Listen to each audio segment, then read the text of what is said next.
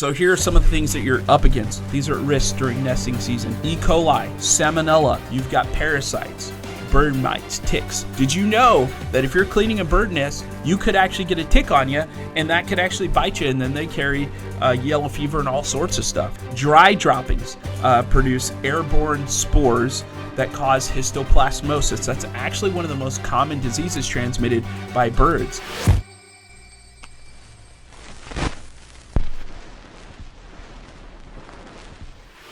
Okay, man, I'm so excited for today's episode.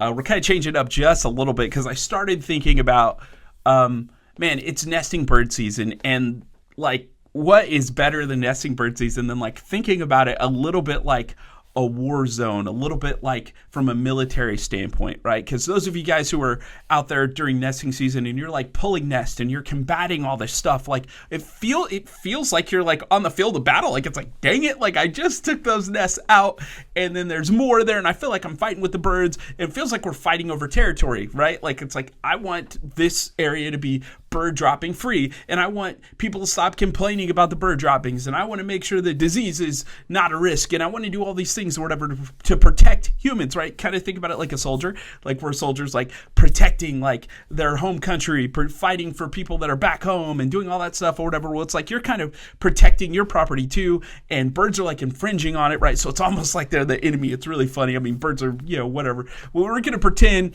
they're not cute and cuddly and all this stuff right now, and we're going to talk about them like they're the enemy and you're doing warfare. It's kind of a fun premise to actually think about this episode through.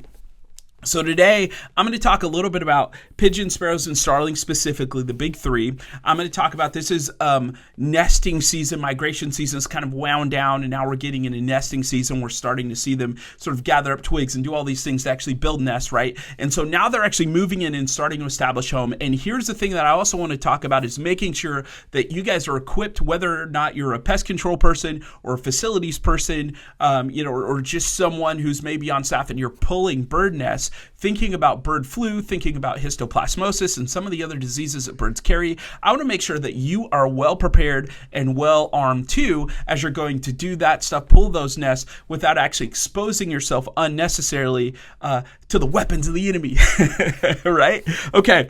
So today it's actually funny. I messed with some titles or whatever, right? It would be really funny to call this one like Operation Nest Strike, right? Or something like that. But we're not going to call it that because we're not going to be cheesy, but just think about it through those. So I'm actually going to throw some stats and some other things at you really quickly, and I'm going to give you some how-tos as we go through here, right? But think about birds if you're thinking about it from a tactical standpoint, right? They're watching, they're looking, they're seeing you, they're seeing distractions, right? And thinking about like, why are they choosing to build nests in these particular areas? Well, they're looking for a handful of things, and I'm actually going to talk about those things that they're looking for.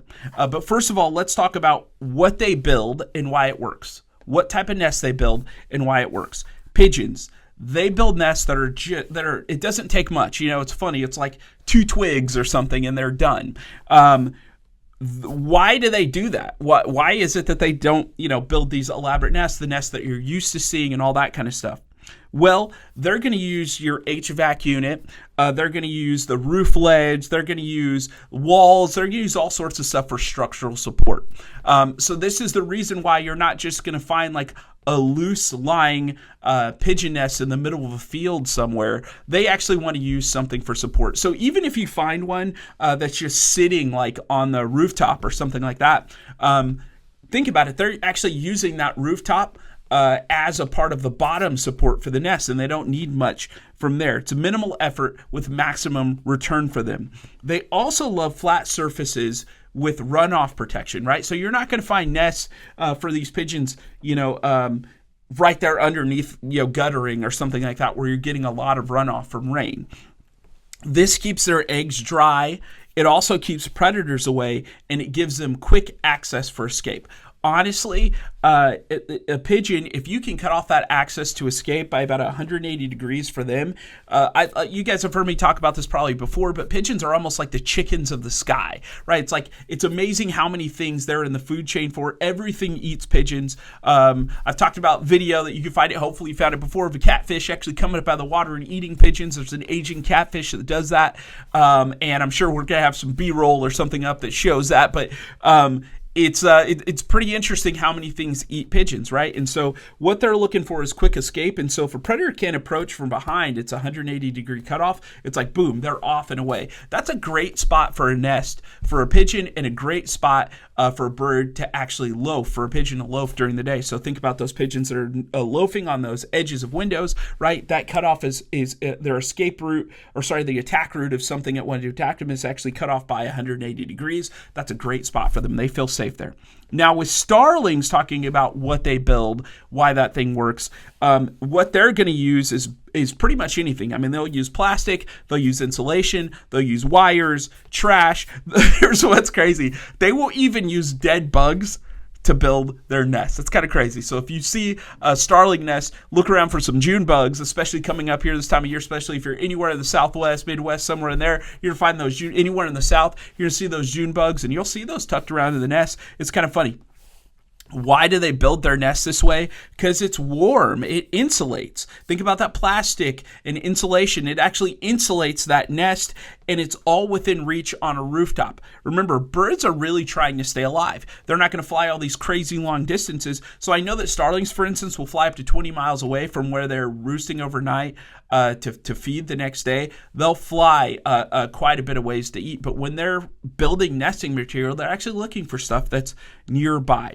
One of the other things that they're going to do is they're looking for places where they can cram nests deep into fixtures, into conduit boxes, deep into places. You're going to find these way, way deep back in there. It's going to be feet back from the entrance. So a lot of times, too, these nests will actually expand out, so it'll be narrow in the front, and they'll expand out. So if you think about almost like a light fixture, a light fixture or something like that. Think about it. The entrance is narrow, but then you've got maybe a hollow something back behind that, drywall that's hollow or whatever it is that's back behind it, and that nest will expand out and get big. It's almost like a big vase, if you think about that. Where you've got a big bottom and then it rounds down to a single point there in the front.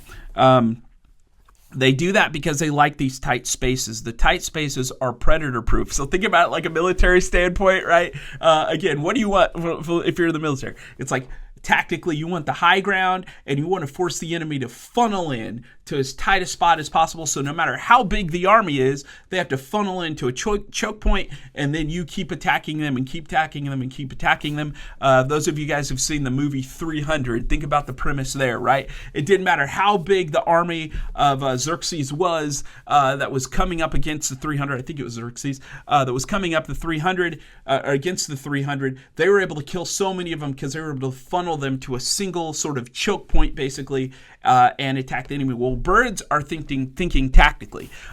We might be thinking about, the Home Alone bird lady and stuff like that or whatever, but it's like birds are not doing that. They're thinking in a very tactical way. And so they're thinking about funneling off choke points for predators. Think about it like this. You are a predator birds. That's the way that they're looking at you. There's a reason why you can't walk over and go pick up a bird and just go hang out with it or whatever, right? It sees you even as a threat. So here's what it wants to do. It actually wants to choke off the points that you have access to it. That's the reason why these nests can be such a pain to get to oftentimes, is because they're thinking of you and a bunch of other predators at the same time, right? So these nests, for these starlings, they're predator-proof. They also absorb the warmth from electronics too. So if they've got it built in a conduit box, there's going to be a little bit of heat there, and they're going to absorb that. This is part of the reason why oftentimes you'll find these nests too. If you're in a warehouse situation, you'll find them up in those furnaces that don't get used, for long stretches of the year. And then when it gets cold, you flip them on. You use a switch or whatever it is to flip them on. If they're elevated or if they're close by, you're going to walk up to the machine and flip a switch. You'll find nests in some of those areas because those are warm. Think about it. As it warms up and you've got a box, that box is going to conduct heat, and that's a perfect spot for these birds to build their nests. Now, house sparrows, why they build what they build, they kind of build like engineers, right? They've got an outer sort of shell that's built out of junk with a really soft center. Here's the reason why they like to do that. The outer shell hides the nest, right? Again, this is tactical. Think about it that way. Think about like military fatigues and hiding bases. Think about this a little bit like Vietnam, right? If you ever seen stuff on the Vietnam War, it was like most of where the enemy was sheltered during the Vietnam War was actually built back into the crags and the crevices and all this stuff or whatever. So no matter how much bombing and all this stuff would happen, it seemed like, man, we're not having a huge effect. That's because it was built back into the rock. It was hidden. It was tactically hidden. Well, sparrows are thinking about this in the same way. The outer shell kind of hides that nest, and then the inner lining actually keeps those young nestlings warm. So that outer shell insulates and it keeps the young nestlings warm. They'll also pull materials from like HVAC filters. They'll pull foam and things like that. The reason they do this is because those materials are easy to steal. Those things hold heat and they cushion eggs, right? That's really what they're looking to do. They just want to steal it pretty quickly. They need to hold heat and they're cushioning eggs. All of these types of materials are really easy to find for a bird. Oftentimes where you're going to see them nesting are in places like the rooftop HVAC units, right? Especially ones that are down, decommissioned, that aren't working. They're going to nest inside those HVAC units.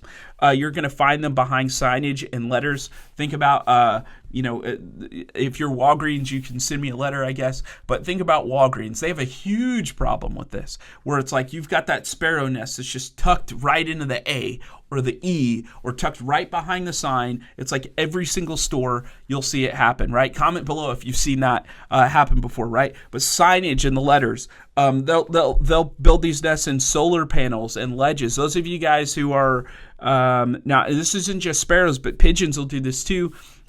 Think about if you're in California, if you're in anywhere in the Southwest area, like a kind of eastern, southern California, Phoenix area, New Mexico, Nevada, like think of any of those places and where you've got those solar panels coming up, you will start to find these nests all over the place underneath those solar panels. You'll find those nests inside conduit pipes, in light housings, on top of dock lights. You'll find it in I-beams. You will find these nests all over the place. In fact, this is actually a true story. You'll find a link to the story below. But a single starling nest, this was in 2022 in Pennsylvania, actually caused a $400,000 in damage fire because it sparked a transformer because it was packing insulation into a junction box. So spark happened, boom, all of a sudden, huge fire happens. There are other stories where you see roof collapses happen because you've got an HVAC unit that's up there that's got electricity flowing to it that gets a nest built into it. Spark happens, boom, all of a sudden everything goes up, the roof catches fire, and then that roof collapses in and has killed people before, damages equipment, does all sorts of stuff. And so nesting sees this real. If you've got a whole bunch of birds that are up there, there's a significant significant danger and damage from danger. That's there potentially could and does happen every single year. Okay. Let's talk about breeding a little bit here. Pigeons, they breed all year round. The other two birds, sparrows and starlings, they've got kind of a breeding season during spring and like summer months, but pigeons, they're known to breed year round. The reason why they do this, especially in urban areas, is because food is always available, and they've got a city that keeps them warm. Think about if you drive into a city, New York, I think about this. Man, it was crazy. I was actually shocked being in New York City, in Manhattan, in the summertime, and how hot it would get. It was like, wow, like I didn't necessarily, the ocean is right nearby. Usually it's a little bit cooler by the ocean. Why is it getting so hot? Well, it's like the sun is radiating right off that asphalt, radiating right off the concrete, the sides of buildings, the windows, everything. It's like a huge freaking magnifying glass, basically. And so you're just broiling in there in the summer. If you're from New York, sorry for you for summertime. You can comment below if you agree or don't agree with me. That's great. pigeons have a great place that's warm all the time if they're inside of a city, and that's the reason why they're known to breed year-round, especially inside of the cities. They're going to lay something like 6 to 8 clutches every single year with 2 chicks per clutch. Why are they doing that? It's really, really fast for them to do that, or they're looking to reproduce really, really fast. It's constant reproduction, and it gives them a numbers game. Remember I said that pigeons are kind of like the chicken of the air. Everything feeds on them. So if they're reproducing really, really fast, they out-reproduce their predators. This is the reason why, if you've ever like aggressively harvested pigeons, especially during spring and summer, right? Because they're breed year round, but they're a lot more active even in the spring and summer. This is the reason why it feels like you're fighting a losing battle, or when you're trapping, it feels like you're fighting a losing battle. You trap 2 and 10 more show up, and you trap 6 and then 50 more show up. It's like, what the heck is going on? They're breeding really, really fast, and they will generally outbreed all of your efforts to actually kill them. This is the reason why there's like this really significant myth on the internet about avitrol being like this poison thing that's designed to kill birds. I want you guys to understand this. It is pointless to try and go and kill birds in an urban setting. It's pointless to try and like poison all these birds. Like it doesn't work because they will outbreed your effort. What avitrol does is it actually changes the bird's behavior. You actually get the alphas, which are kind of like generals, talking about military, right? They're kind of like generals. You get the alphas to communicate to the rest of the flock or the troops that, hey, this is dangerous. We shouldn't be here. We should leave and not come back. And tactically, it becomes a bad decision for them. So they go somewhere else. That's what avitrol is. It's a communication-changing agent. You get a handful of generals to communicate what they something different, and it gets the rest of the flock to leave, right? That is something that works. That's why it works biologically. This is a lot of times why building them out or doing something else doesn't work. Tactically, it's a great position for them. So all they're going to do, kind of like talking about Vietnam earlier, all they're going to do is they're just going to change their location on the building because the building is tactically a good decision for them, right? That's their home. That's their high ground. They're not going anywhere, right? And until that changes, until the communication changes, you're going to keep fighting kind of a losing battle with them. That's why it feels like it's a losing battle. Okay, so that's pigeons. Starlings, they're going to lay 4 to 6 eggs 2 to 3 times per season. Same thing here. High output breeding allows them to dominate spaces faster. So you think about countryside where they're coming in by the thousands, hundreds of thousands, millions. If you're a farmer and you're watching this, you can comment below because you know exactly the pain and what that looks like in winter seasons, dairies, feed yards, all sorts of places, right? Where starlings just come in and they're like a plague all of a sudden. Again, they are targets for the things that feed on the starlings, and so they want to breed in a way that's high output breeding. Okay, house sparrows, 3 to 6 eggs per clutch. It's going to be 5 clutches per year. Why are they doing that? Similar concept. If one clutch fails, they replace it quickly with no delay. Here's what's crazy about that. Just 1 or 2 sparrows can become a couple thousand sparrows in 2 or 3 years. 1 or 2, couple thousand sparrows in just a handful of years. It's a tactic, right?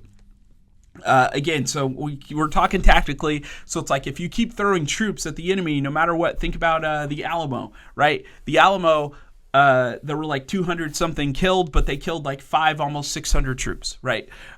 It's like if you keep throwing numbers at something, eventually you're going to survive. It's just a tactic, right? That's all it is. That's all these birds are doing. They're thinking tactically, okay? And then from there, after they move from nestling, then they move to fledging. Here's what fledging is, just to explain this if you guys are not bird biologists so you understand. Basically, it's when chicks grow enough feathers to fly, and that's usually going to be 18 to 20 days. The reason why is they've got to get to that nest as quickly as possible because that lowers the risk of predators. So if you think about things like cowbirds, where it's like they're actually laying, their brood parasites are actually the number 1 brood parasite in North America. So they lay eggs in the nests of other birds. And it's actually really funny to see a picture because you'll see one brown speckled sort of egg looks a lot different than the other eggs around it. What will happen is those cowbirds will actually hatch faster, and then they will actually kill the other birds that are there in the nest by smothering them or pushing them out of the nest or whatever, right? So a fledgling bird really, really needs to get out of that nest pretty quickly. You'll actually see other birds come along and eat those eat those nestlings, and so they want to be out pretty quick so they can avoid being eaten and killed by predators. But they are going to stay near the site for food and for protection. So this is actually part of why during nesting season these problems just grow really, really fast. You have the birds hatch. They're there for just a couple weeks, then they start to fly around, and they're coming right back to the nest. And that's going to establish a behavior pattern where it's like, hey, this was safe before, it's safe again, safe before, safe again. They're going to turn into juveniles, and then they're going to turn into adults, and then they're going to train their young, and it's going to be the same thing over and over and over again. And that's why these problems tick up during nesting season. Here is an interesting statistic. Did you know that one pair, so a male and a female pigeon, can generate 400 offspring in 2 years if unchecked?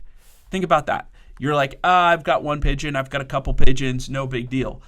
Just think about it. It can go from 2 to 400 if just left unchecked. Part of checking this is actually pulling those nests, tearing those nests down.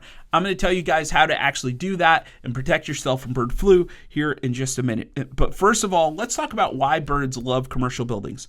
First of all, or why they pick them as sort of their fortresses, their strongholds, right? Birds pick rooftops a little bit like snipers pick perches. This is really interesting. They're looking for the high ground, wide view, and no predators. The high ground, wide view with no predators, okay? Why they're picking signs and HVAC units. They give warmth. Vents offer regular airflow is what they're doing, right? So they're not just willy-nilly picking spots. This is the reason why you might have a location here and you look a street over right across the street and there's no problem over here because tactically it doesn't have these things. That's why the birds want to have nothing to do with it, right? Dumpsters are usually nearby. That's why they're picking these commercial buildings that provide food. And the rooftops usually stay quiet. Think about it. You're not getting a lot of foot traffic. They're looking at predators. And they're saying, hey, this is a really, really safe place. Once the birds have nested, they are 100% going to come back because they are site loyal. They flag it in their internal GPS and they say, hey, this is a safe place. We should keep coming back here. Think about that. The only thing that can change that little mark that they've got there in their head is if they decide to change it. So that's the reason why baiting works, because it changes what they do at a biological level. This is a reason why, I don't know if you've ever, and you can comment below, if you've ever had a net or something like that installed at a location and that net starts to get maybe a little bit loose, maybe it's exposed to the sun, it wears down, maybe it wasn't installed very well or something like that. Maybe one of the O-rings or the hog rings lets go or whatever, and then all of a sudden, it's like you've got birds that are back there nesting behind that net. Why is that? Well, now you've created a great location that even prevents even more predators from getting in. They're going right back to where they came from, right? Because tactically, it makes sense. In fact, nesting and droppings actually mark territory is what they're doing. Remember, birds can see in the ultraviolet spectrum, right? So when they're flying over, think about this. Military, what do? You fly over a location beforehand, scout it out, make sure it's safe, and then from there, you're going to actually radio in and say, hey, this is a safe place. We're going to go and set up shop here. That's exactly what these birds are doing. They're doing the same thing, okay? Now, let's talk a little bit about nest removal and protecting yourself. Remember, this is would be considered militarily, would be considered like a biological hot zone, right? Think about during the World Wars where they unleashed biochemical warfare and it was a mess, right? Now, I will say birds are not like skunks, right? Where skunks are emitting the smell or whatever. That thing is biologically offensive, right? And you're trying to get away from it as fast as you can. It's not that. They're not intentionally doing this, but just by nature of the things that they eat and the places that they are, they carry and transmit over 60 different diseases, right? So here are some of the things that you're up against. E. coli, these are at risk during nesting season. Salmonella, you've got parasites, bird mites, ticks, all sorts of stuff up there. Did you know that if you're cleaning a bird nest, you could actually get a tick on you, and that could actually bite you, and then they carry yellow fever and all sorts of stuff or whatever that you don't want, right? Fungi are something you're up against. Dry droppings produce airborne spores that cause histoplasmosis. That's actually one of the most common diseases transmitted by birds. It can lead to histoplasmosis in specific, can lead to lung scarring. It can lead to blindness. It can lead to long-term disability. That's absolutely crazy. Think about it. You're just up there kind of pulling nests and doing your thing or whatever and not realizing that you could be scarring your lungs. You could be putting yourself at risk of going blind or some other kind of long-term disability that's caused there. So you want to make sure you protect yourself, and I'm going to talk about how to do that in a minute. Nesting materials are also full of feathered dust that can cause allergies, initiate allergies as well too. Bird flu, or H5N1, can be passed by inhaling dried nest dust. So you guys have been watching all over the news. You've been seeing bird flu. If you are around a nest, I don't know if you guys have ever paid attention, but watch a bird fly into a nest. When they land, there's a plume of dust that goes up. When they leave, there's a plume of dust that goes. And then when you're pulling nest, there's a plume of dust. That dust actually can potentially contain bird flu. If that bird is infected with it, you can get sick from bird flu. You want to make sure you protect yourself. Birds actually shed virus. This is really interesting. Birds shed virus through droppings and feathers, especially under stress. I'm going to say that again. Birds shed viruses through droppings and feathers, especially under stress. So you stressed out bird, virus is going to be in that droppings. It's going to shed every kind of contaminant. It's there. And so you want to make sure you protect yourself, and you do that through PPE or personal protective equipment. Okay. So here are a couple of things I want to show you guys. First of all, the half-face respirator is phenomenal. It's the P100. This one in particular is made by 3M, and that's a great tool to kind of have in your arsenal. And what it does is, you see it just like this right here. You can't hear anything I'm saying anymore. But what it does is it basically covers both your nose here, and it covers your mouth, and it keeps things from getting in there. You've actually got a couple of filtration areas, and I think this may not be loaded with cartridges. Maybe it is here, so you guys can get a chance to see on the inside. I'm gonna open that up. There we go. Don't open it up that way. I'm just doing it really quick so you guys can see it. On the inside, you can see you've got your filtration there, right there on the inside, and then that panel just closes right over it. That just snaps right on, and what's great is that's reusable, where you can reuse that over and over and over again, and that just fits. You want that to fit like tightly over the back of your head. You want to actually strap this in the back. It actually just straps just like so in the back there. You want to strap that all around the back. Get that tight over your head, and you want that to be a really, really good fit. You might want to pull that even tighter if you've got a beard or something like that. You want to make sure no particles can get in, right? And that's a great, this is a great mask. One, it actually filters out, believe it or not, 99.97% of particles, including biological spores, mites, and fine dust. And by the way, this isn't a 3M commercial, but I do like their mask. Maybe they'll sponsor us. That'd be fun. It does create a better seal than an N95 mask. These masks do hold up pretty well. They're usually like $20 or $30. They're really not that bad. These things don't collapse if they get wet.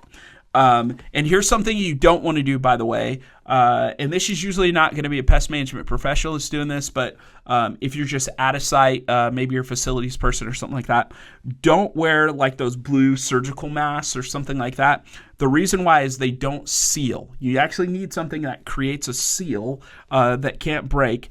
And so that is not going to stop fungal spores or airborne bacteria. It might mentally make you feel really good, but you're not actually protecting yourself. You want to make sure you use the right gear. Here's the other thing that you want to do, or here's another option that you can use. You can also use an N95 mask. You can see what's great about these masks here is you've actually got a seal that goes all the way around. I'll actually show you guys here. You've got a seal that goes all the way around. You can probably hear me a little better through this one, right? But it creates a great seal around the bridge of the nose, creates a great seal here. It is not. It doesn't block 99.97% like a half face mask. And I would actually say if you're in a tight spot, an area where there's a lot of dust, a lot of possibility for dust, you want to go half face mask every single time if you've got a pole nest.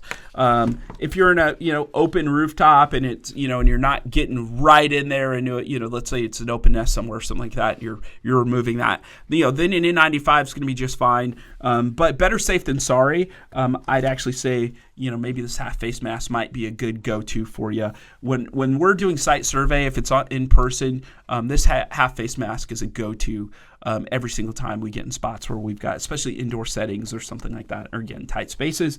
That half face mask is what our go-to is going to be.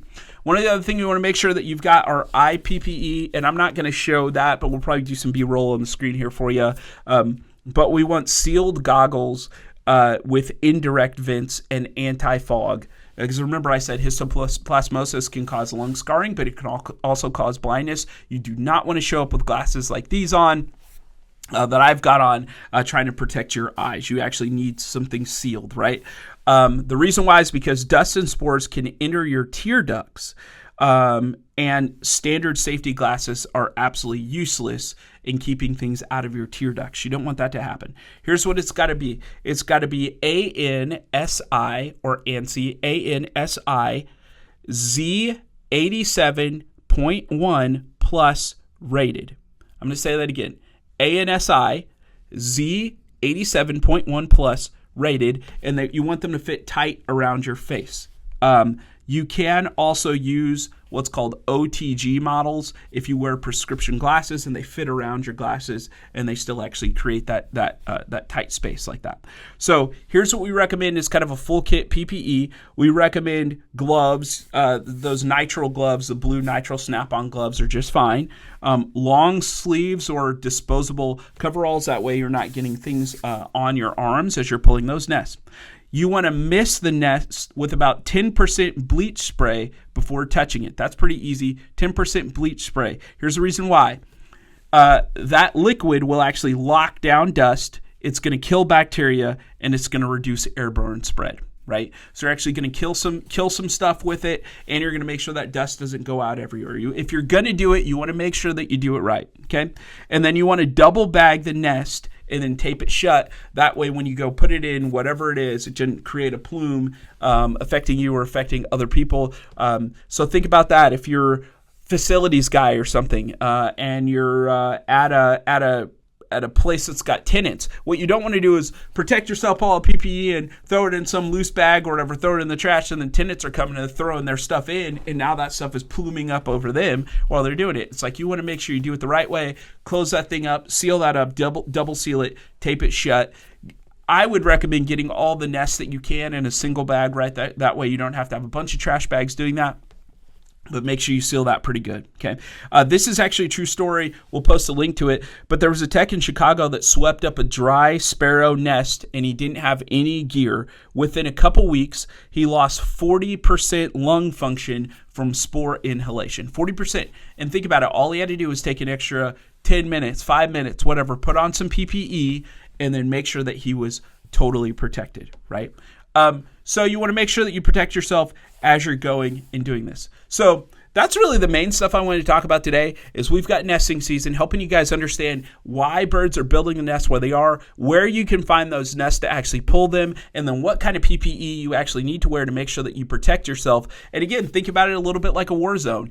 You wouldn't run out completely exposed, no weapons, just run in the middle of the battlefield. Hey, I sure hope a bullet didn't hit me today. It's like, no, it's like you're going to bunker up. You're going to make sure you've got the gear. You've got your grenades. You've got all sorts of stuff or whatever. You're ready to actually go into action. So you kind of want to think about it that way when you go to protect yourself. If you think about it that way, I guarantee you're never going to make a tactical mistake when you're out there dealing with these bird nests. So that's all I've got for you. Man, again, if you like it, make sure you subscribe. Make sure you comment below. And make sure, again, man, these half-face masks, man, these are awesome. Go out and buy yourself some. Make sure you protect yourself. Stay safe. Until next time, more to come.